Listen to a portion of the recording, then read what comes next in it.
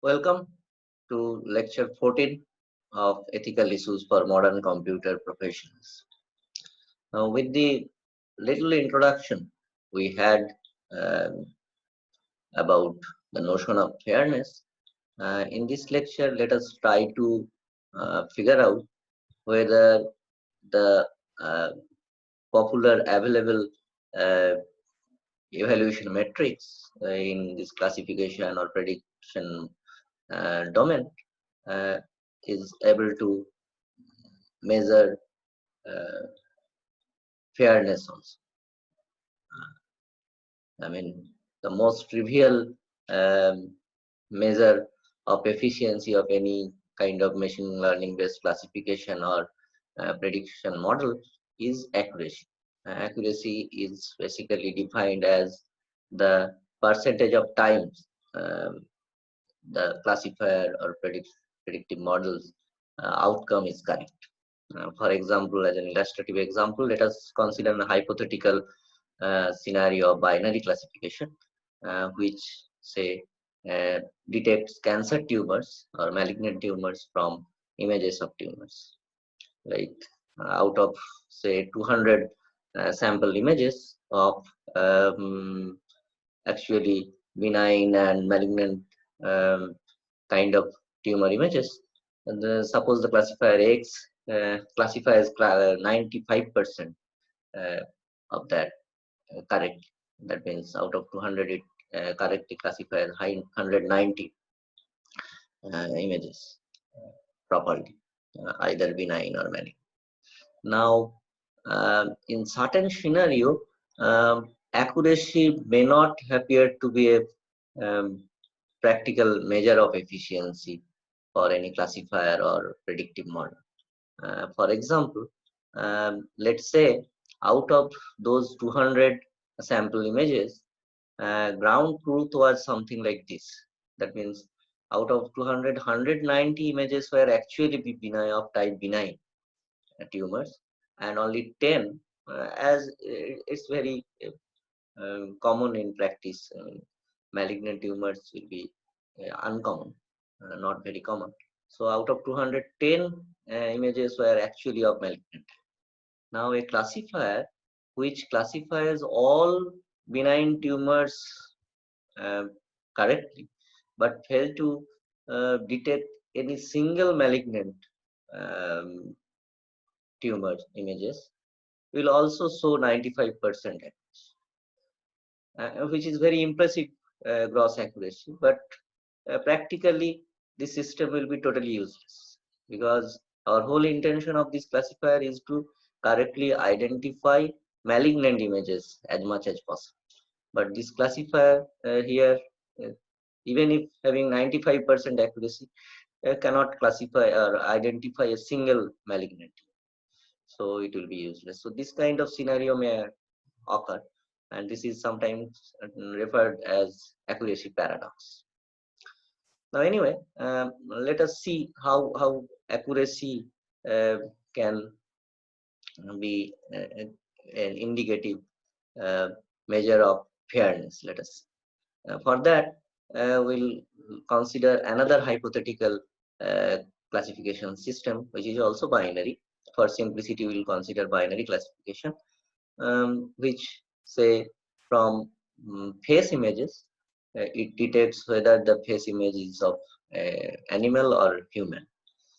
Like this type of classification may be used in face tagging softwares. Now we'll consider here two classifiers, namely classifier A and classifier B, and the statistics of their outcomes over 200 test samples are as follows.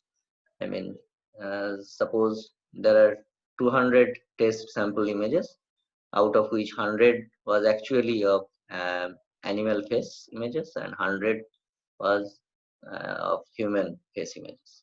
The same test set were supplied or fed to both the classifier, and their performance is as follows.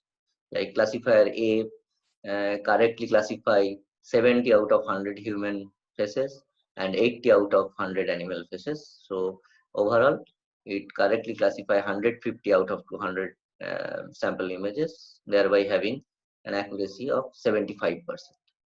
And classifier B, which correctly identified 72 out of 100 human faces and 70 out of 100 animal faces, overall 142 of 200 sample face images, thereby having an accuracy 71%. And note that there is no case of accuracy paradox here, because both the classifiers are able to classify both the classes, human and animal, um, substantially.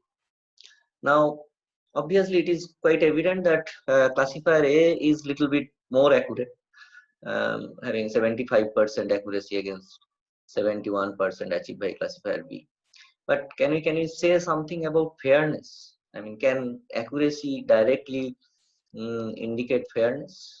Obviously not, because in order to understand fairness, this gross accuracy uh, will be insufficient.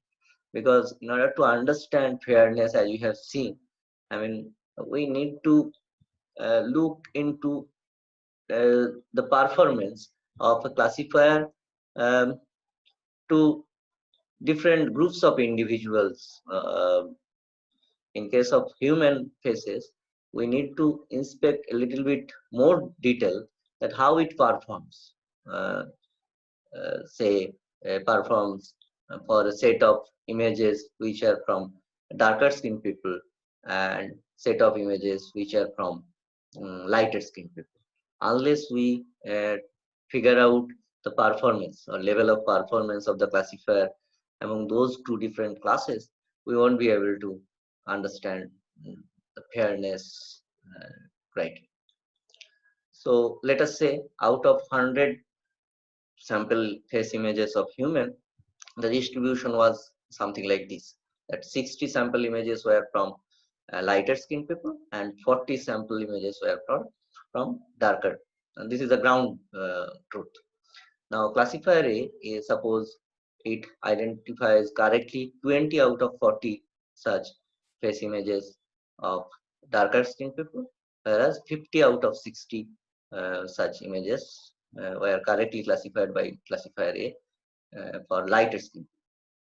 For classifier B, for 40 darker skin face images, 28 were correctly classified, whereas out of 60 sample images of lighter skin people, 44 were correctly classified. So now we can see the accuracy percentage separately for darker skin people and lighter skin people, and then it is quite apparent that the performance of classifier A is very poor for darker skin face images. I mean, it is only 50%, whereas the performance on lighter skin people is substantially high, about 83%, and the overall accuracy remains 75%. Whereas classifier B, you see the performance on both the group of individual, for darker skin people and lighter skin people, is almost same, 70 and 73%, which is very close to the overall accuracy. So basically classifier A, though it is little bit more accurate in terms of overall accuracy, is found to be terribly biased against darker skin people. So basically, what is a takeaway? A takeaway is that um, accuracy should be measured separately for the protected class in order to get idea about fairness.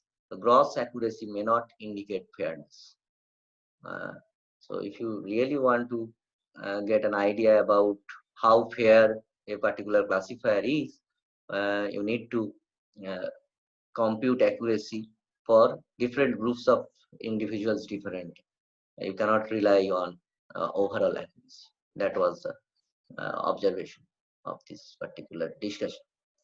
Now, apart from accuracy, this particular machine learning domain There are few other interesting evaluation metrics which are used, such as precision, recall, H-score. I think all of you know them, but we'll try to revisit. And also you'll see how these evaluation metrics may be used to measure fairness. Let us see. So basically, this precision, recall, or this F-score, these are useful. I mean, when different types of prediction outcomes impact differently, depending on the application. We'll see. I mean, if we just classify all possible outcomes of a binary classification system, uh, their prediction outcomes, it can be of any of these four types or categories: true positives, true negatives, false positives, and false negatives. As the name suggests, true positives means that when the classifier predicts that particular instance as positive, which was actually positive.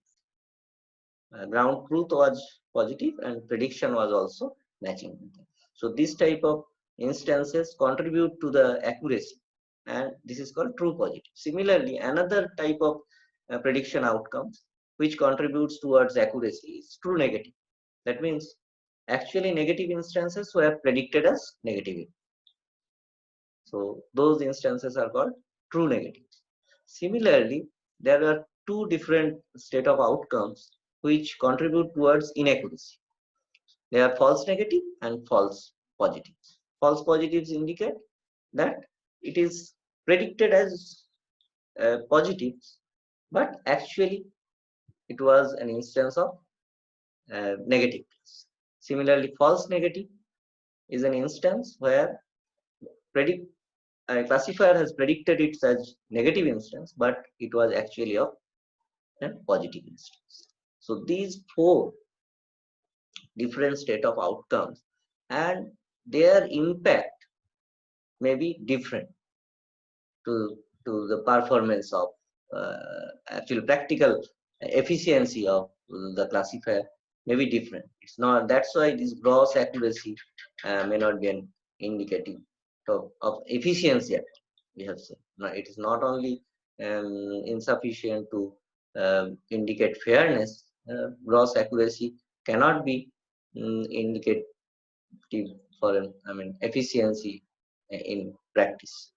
So impact of these two components, which or state of outcomes, which lead to inaccurate results, they might have different impacts. Like it depends on in the classifier what particular class is represented as positive or one for binary classification, and what class.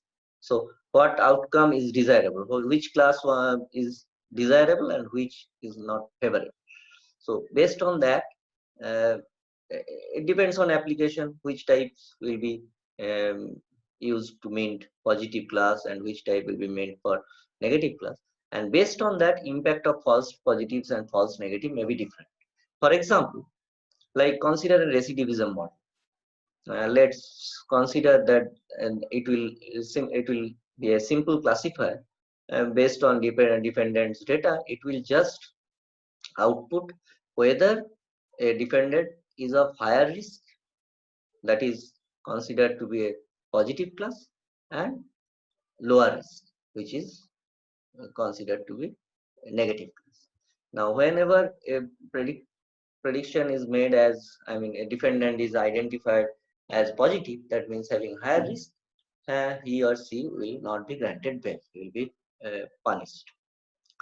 So in this particular case, say this impact of false positive is very high for an individual stakeholder who is at the receiving end, because suppose a defendant, basically in that case, who actually won't reoffend in future, is predicted to have high risk to reoffend, and accordingly he or she will be denied from getting bail, and it will be very much bad for that particular defendant. So in this particular case, where high risk is assumed to be positive class and low risk is assumed to be a negative class, impact of uh, false positives will be high.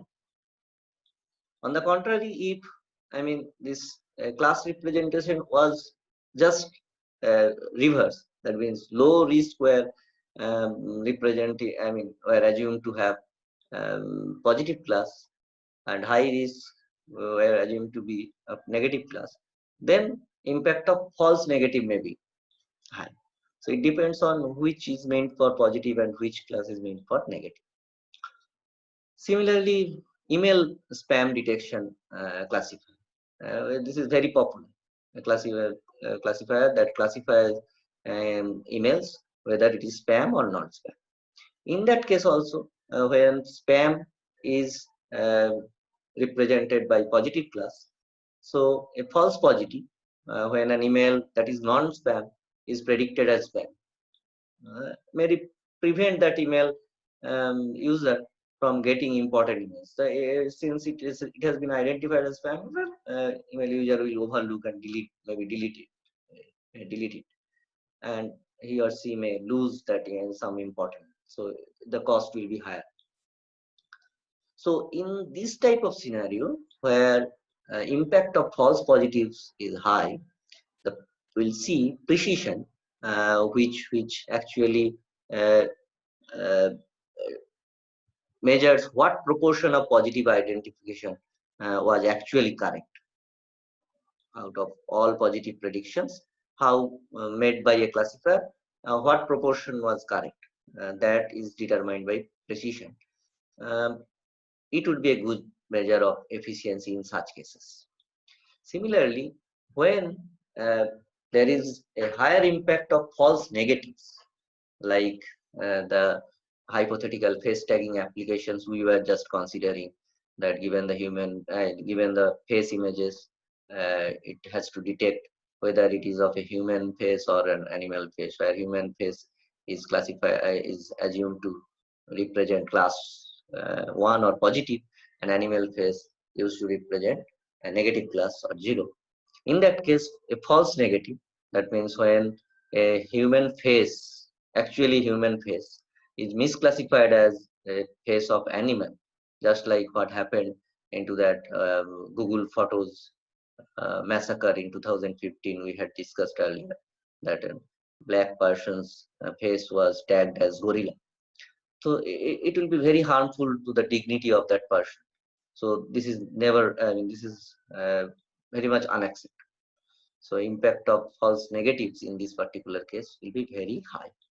Similarly, in case of cancer tumor detection, like detecting malignant tumors from the images of tumors, when malignant tumors are uh, represented as class positive class, and benign tumors are considered to be of negative class.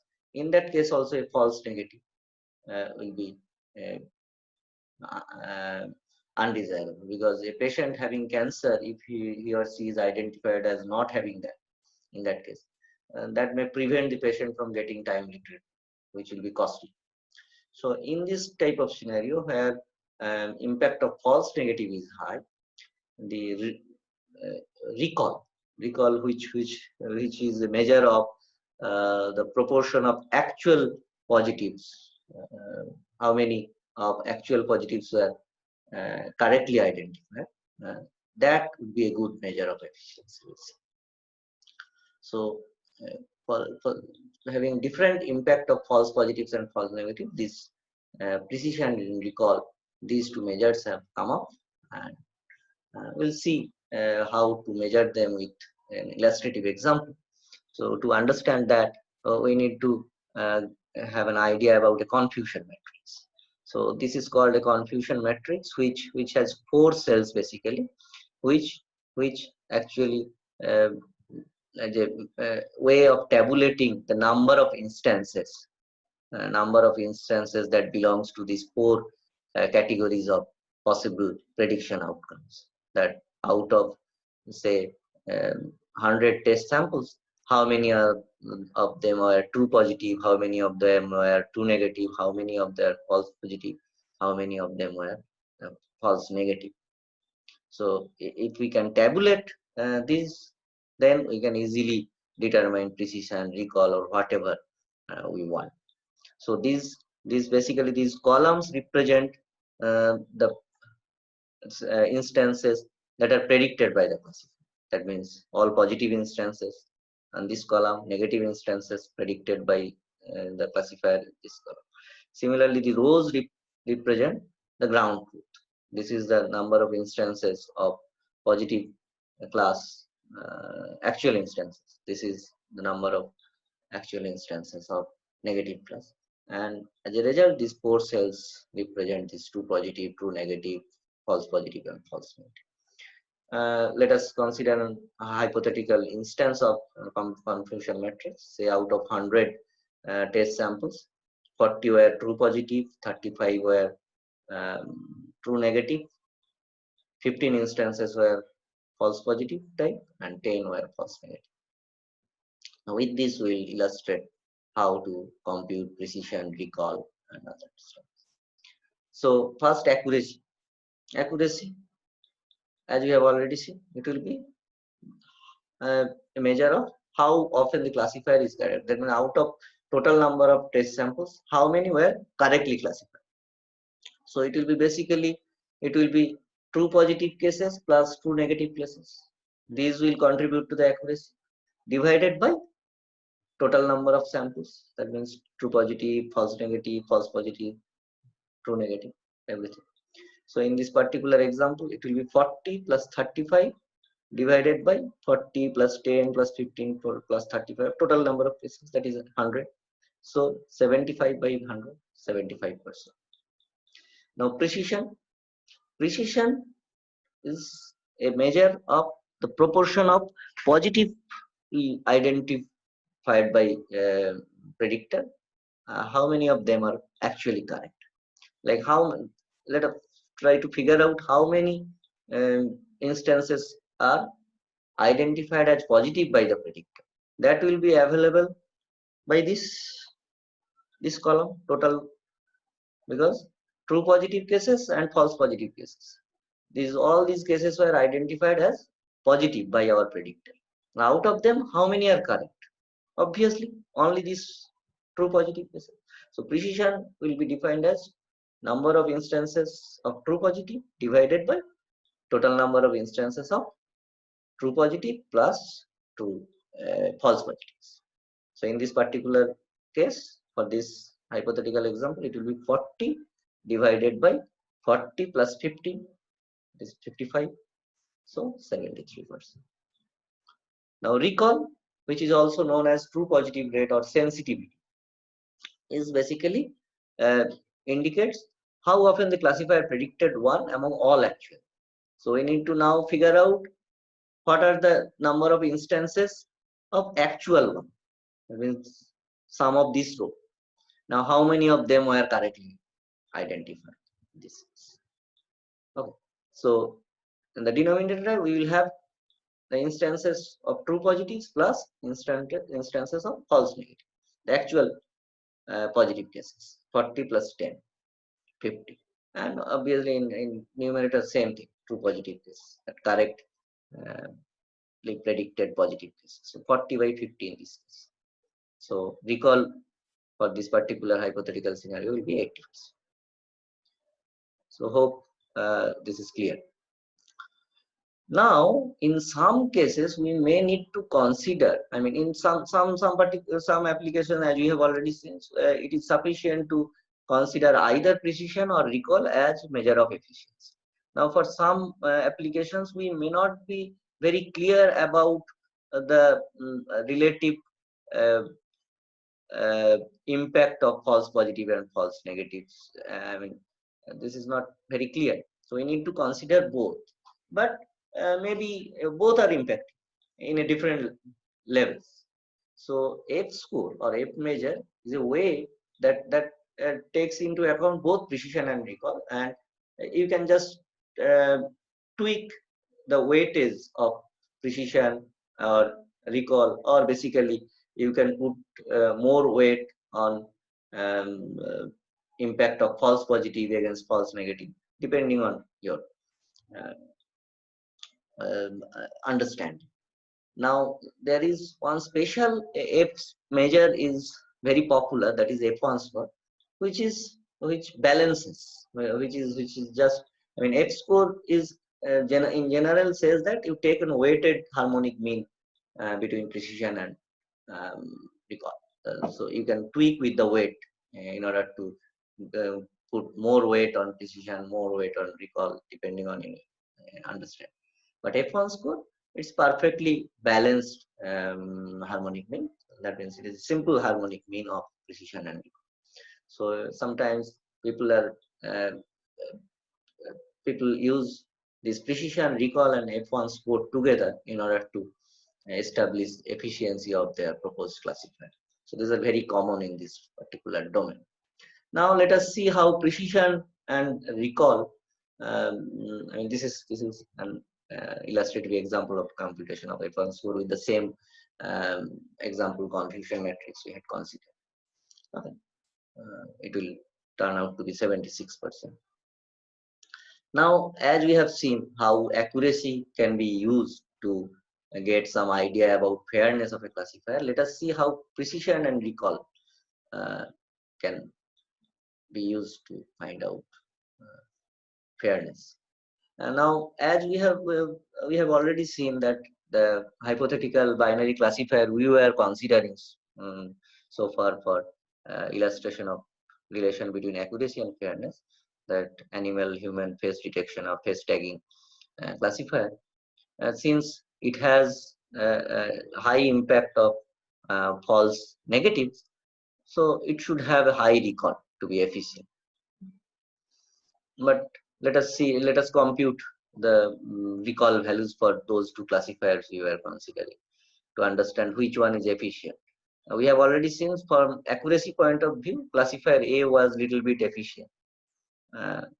But we have found that when we go into computing accuracy for different groups of individuals, that time classifier A was found to be discriminating than classifier B.